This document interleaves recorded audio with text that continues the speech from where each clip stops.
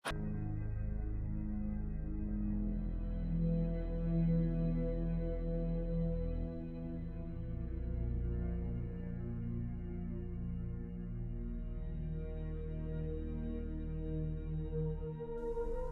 बात बॉर्डर की आती है तो हर चीज बदल जाती है, क्योंकि बॉर्डर नाम सुनते ही हमारे दिमाग में सबसे पहला ख्याल ये आता है कि सिर्फ एक डिवीजन से एक ही जमीन के दो हिस्से हो जाते हैं।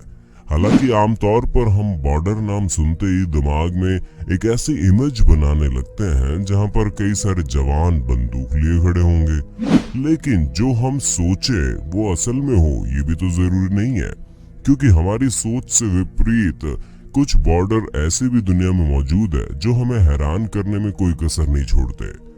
क्योंकि आज की इस वीडियो में आप दुनिया की सबसे अतरंगी बॉर्डर्स के बारे में जानकारी पाकर हैरान होने वाले हैं। तो चलिए शुरू करते हैं आज की शानदार वीडियो। Belgium and Netherlands.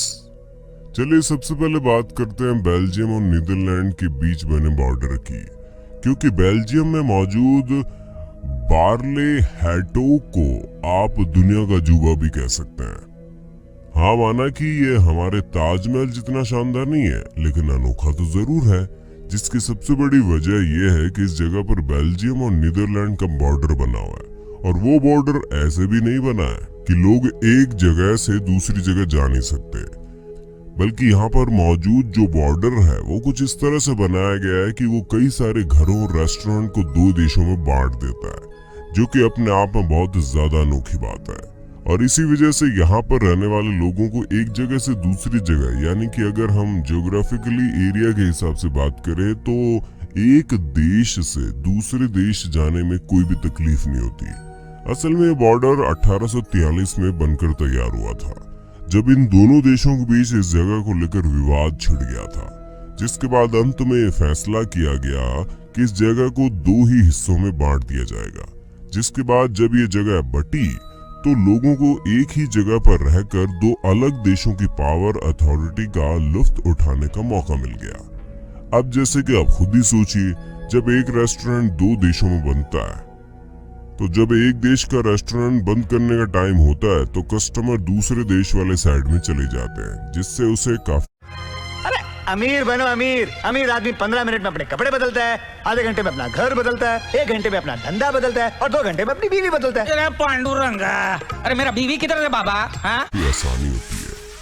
और इसके साथ ही नीदरलैंड में फायर वर्क बेचना मना है, इसलिए लोग बेल्जियम वाली साइड में आकर न सिर्फ फायर वर्क बेचते हैं बल्कि उसे भारी मात्रा में खरीदा भी जाता है, ताकि लोग अपना न्यू ईयर सेलिब्रेशन काफी अच्छे से बना सके। Austria and Germany. अब इस बॉर्डर के बारे में जानकर हमें पूरा यकीन है कि आप पूरी तरह से हैरान हो जाओगे, क्योंकि जंग होल्स जो कि ऑस्ट्रेलिया में मौजूद एक गांव है, लेकिन ये गांव ऑस्ट्रिया का होने के बावजूद भी यहाँ पर आप बिना जर्मनी से होते हुए जा नहीं सकते। अब आप सोचेंगे ये कौन सी जगह है जहाँ पर हम अपने देश के अंदर ही दूसरे देश को पार करे बिना नहीं जा सकते।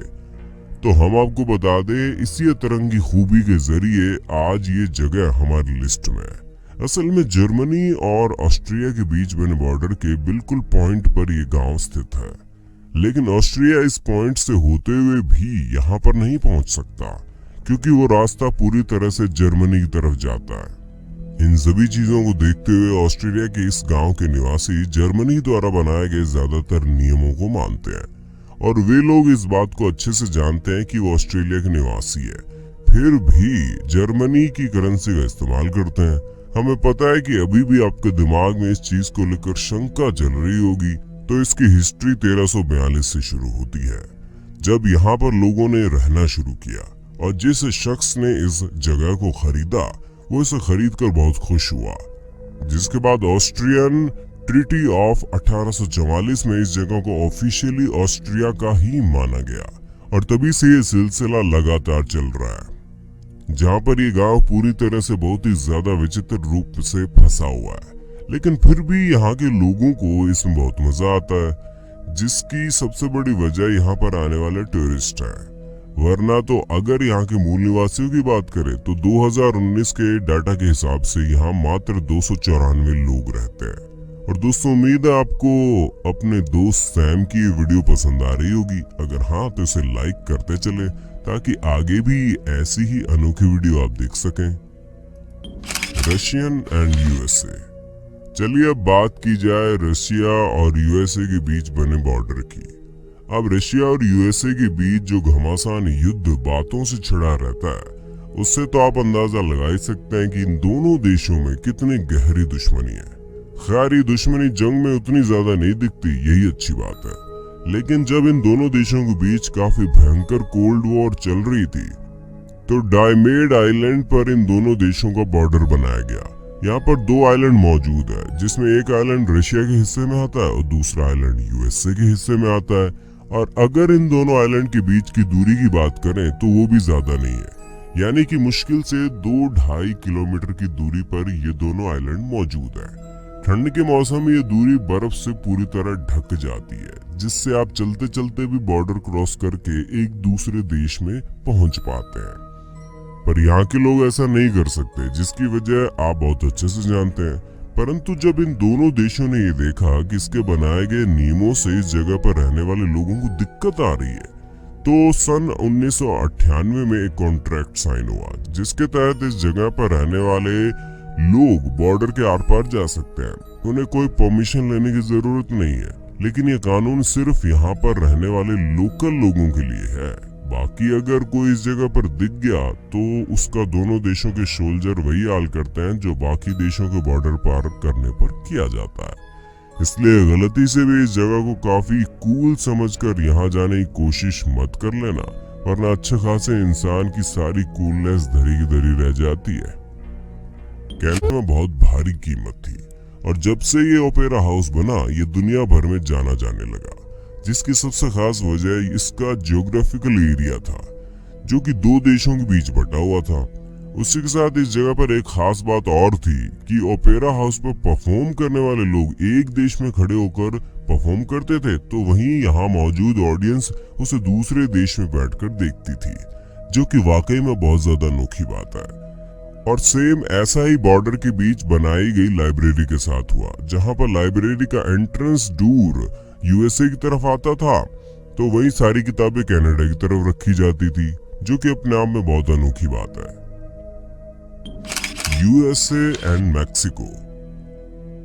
अगर यूएसए और मैक्सिको के बॉर्डर की बात की जाए तो शायद आपको न पता हो, लेकिन इन दोनों देशों के बीच कुछ अच्छा खासा संबंध नहीं है, जिसके कारण अमेरिका लगातार इस कोशिश में लगा रहता है कि वो कैसे भी करके इस देश से अपनी दूरी बनाए रखे।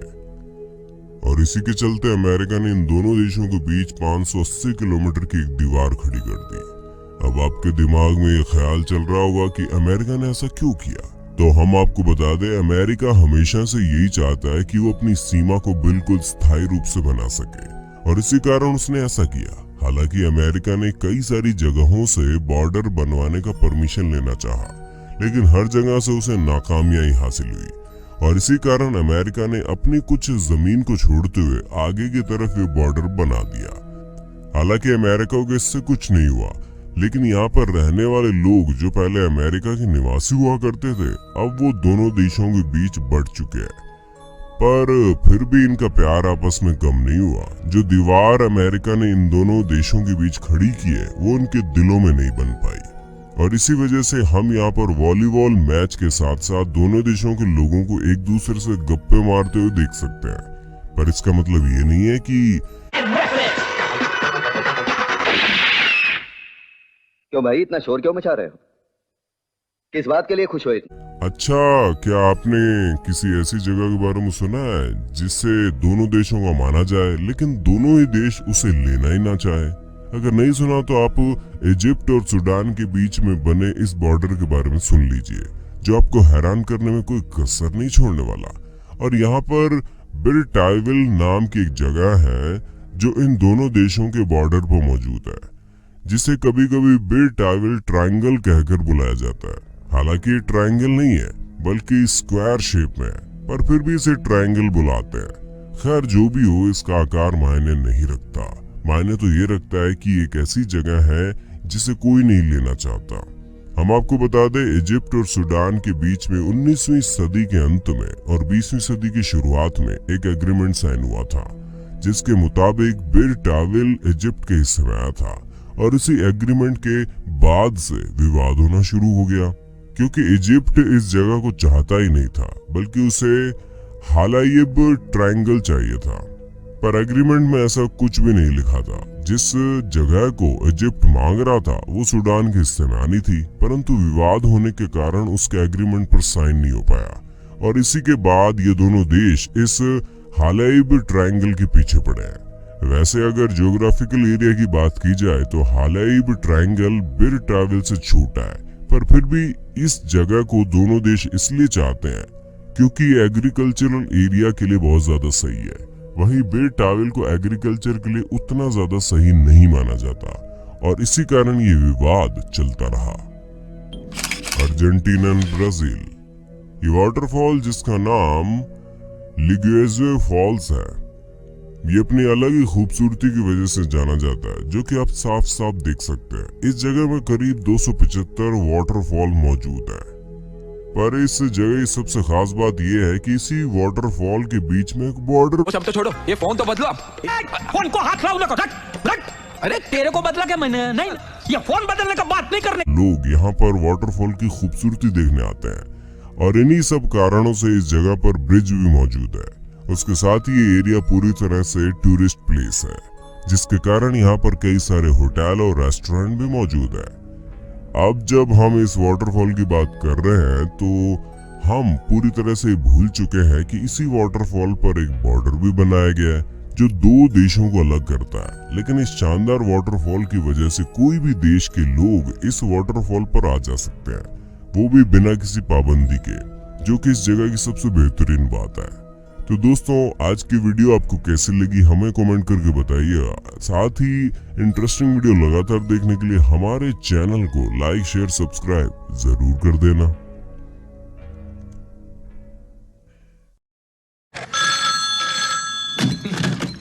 हेलो, हाय स्वीट हार्ट, तुम्हें याद है ना आज हमें बाबा जी के वहाँ जाना है। कूतरे साला देख के नंबर डाल कर ये खूब साले। तुम्हें बाबा जी के यहाँ आना ही होगा, वरना रख तेरी माँ की रख।